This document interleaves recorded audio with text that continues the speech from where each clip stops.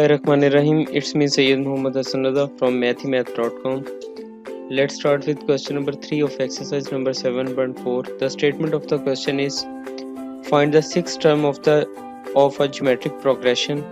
यानी ये एक geometric progression दिया गया है, इसकी sixth term जो है उसको find out करना है.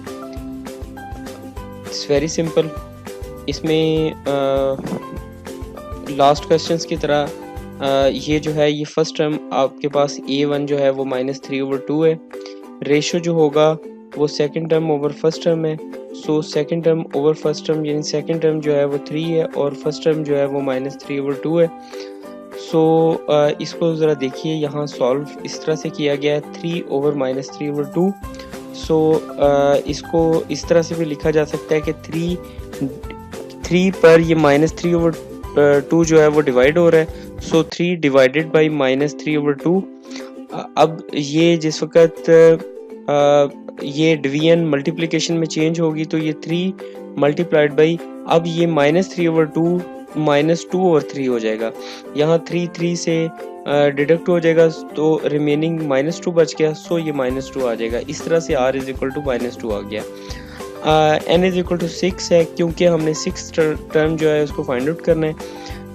तो जस्ट इस फार्मूला जो कि बड़ा सिंपल है, जो लास्ट क्वेश्चंस में यूज़ हुआ है, इसके अंदर आप वैल्यूज़ को पुट अप करें.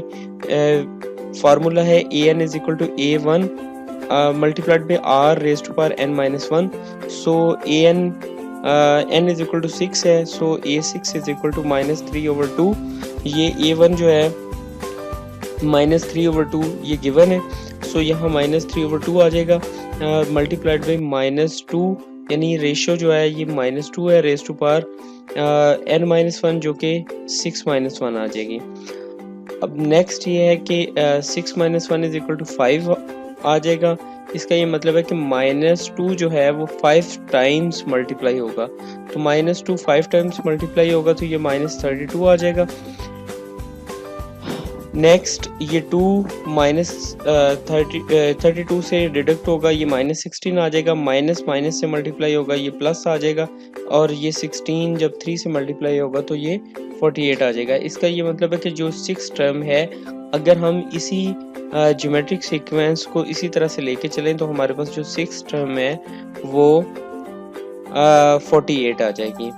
होपफुली इस क्वेश्चन की आपको समझ आ गई होगी, लेकिन अगर किसी किस्म का आपको कोई प्रॉब्लम है तो आप हमसे कांटेक्ट करें. इंशाल्लाह हम ये कोशिश करेंगे कि आपकी तमाम क्वेरीज को इन टाइम रिस्पांस दे सकें. Thank you very much.